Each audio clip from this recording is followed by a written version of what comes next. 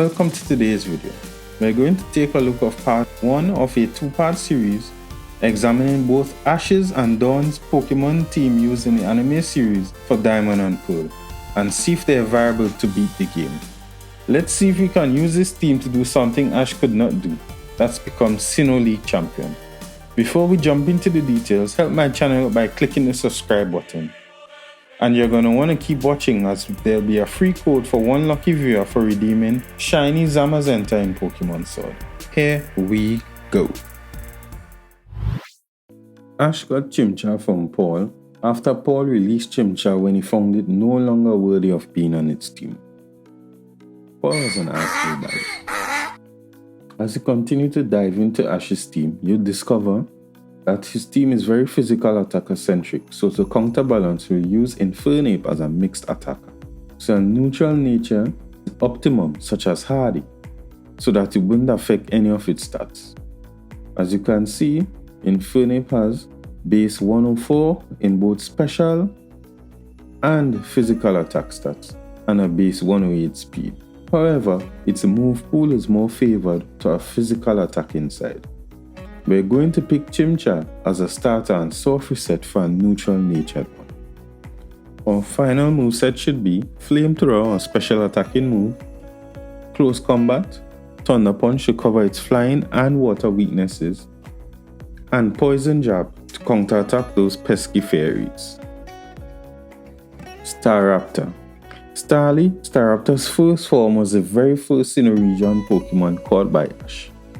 Everyone knows how good this bird is. I've covered in detail why it's good, and a link to that video is going to be up in the top right hand corner. Well, look at the stats. 120 base attack, 100 speed.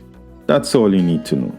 Try and catch an Adamant, Jolly, or neutral natured Starly as soon as you receive Pokeballs. Our final moveset, Close Combat to counterattack that Rock and Ice type weakness, Brave Bird or main flying type move, U-turn to avoid danger, and Roost to recover our health. Torterra.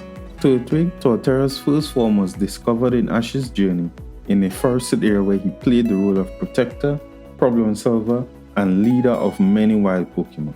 It also befriended an old lady that lived nearby. On meeting Ash, Turtwig wanted to battle Ash and ultimately decided to join Ash on his journey.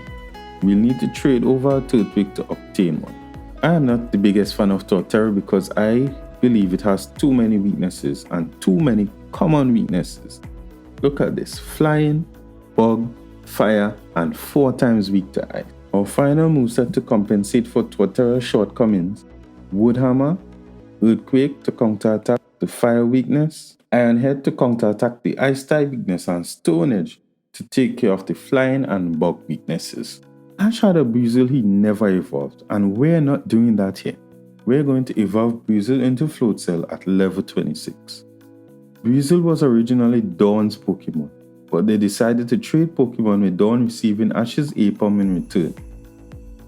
Buizel is one of the cooler Pokemon in the show, and it had a very headstrong persona and loved to battle. It didn't like to do anything else but train and become stronger.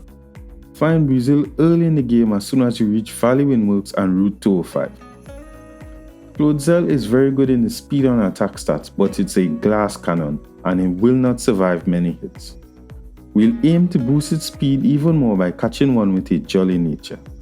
Our final moveset: Aqua Tail, Ice Fang, Crunch, and Brick Break. Gliscor. One of my favorite evolutions added in the 4th generation games. Ash got a Gligar after they helped Officer Jenny return a group of Gligar led by Gliscor, which were terrorizing the city. Paul eventually caught the Gliscor, and Ash being Ash ended up with the proverbial runt and goofiest of them all. Clumsy and afraid to battle, it wasn't until a life and death situation with Ash caused its evolution and Gliscor was born. Well balanced in every stat category except special attack, it's obvious that Jolly or Adamant is the perfect nature for this Pokemon. Its unusual typing of ground and flying type makes it immune to both ground and electric type.